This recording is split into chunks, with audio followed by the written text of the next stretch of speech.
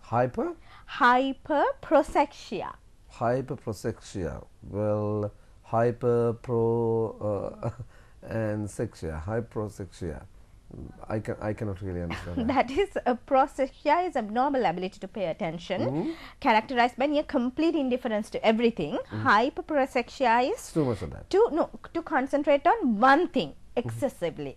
And then you also have paraprosexia, inability to pay attention to anything. So you have like 3 different variations of prosexia, then hyperprosexia and paraprosexia. So those are our weird words of the day. That's like, it sounds complicated. I need to see what I suffer from. Hyperprosexia? I think you suffer from all 3 at different times. At different times, you know, sun, moon and the broad daylight, you know. Yeah. That's a good accolade from my co-host from Deepamala. She said that I suffer from all 3 types of the prosexia that she stated. I think I must find out the correct doctor to go and, you know, consult and, you know, get the good idea. Good idea. Can you play the doctor's role, please? Doctor's role? No, Yeah. I cannot. I can recommend a couple of doctors for you. Okay, the doctors that whom you went to. No. I know people who can cure these I mean, how do you know that they can cure? Like, you know, you'd have suffered from this illness too. Not exactly my age. But I think we need to... But I would love to have you as my doctor. Okay, that's like news to me, but I'm not a good doctor, that I have to tell you. Why do you think that doctors have to be the MBBS doctors only? Do you know there are doctors who can make somebody's broken heart? Do you know there are certain doctors who can doctor in the inspiration to the people? Well, whatever, I guess you're right.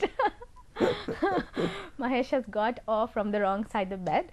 So anyway, we still need to go into the printed section. So let's go to the local news. Yeah. Mahesh.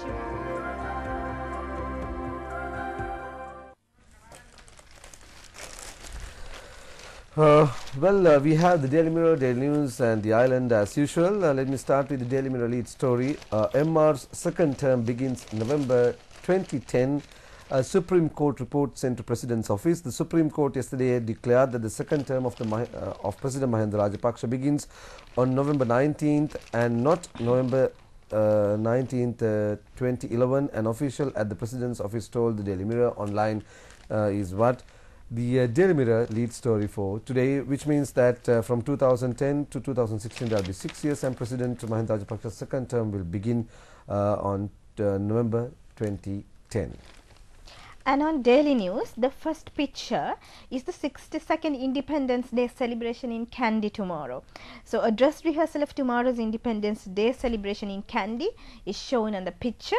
And then there's an article related to that, first independence after defeating terrorism.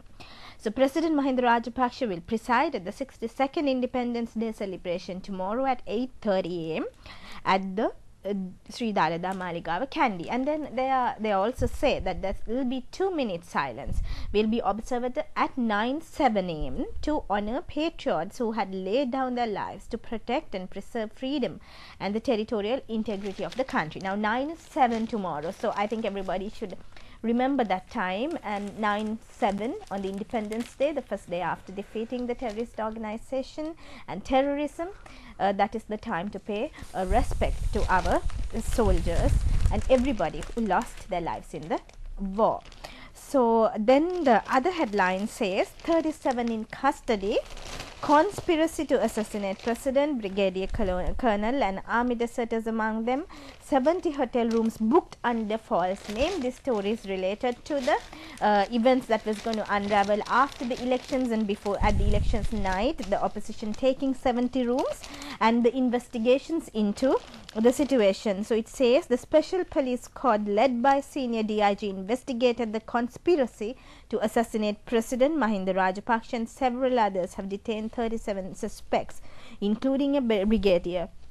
23 army personnel, including army deserters, were taken into custody after breaking open a door of General Sarath Fonseca's office in Colombo, police said. Police had to break open the door as there was no response from the persons inside the room. Investigations revealed that the arms and cash found in a temple at Maradana had been transported to the temple from Fonseca's Colombo office.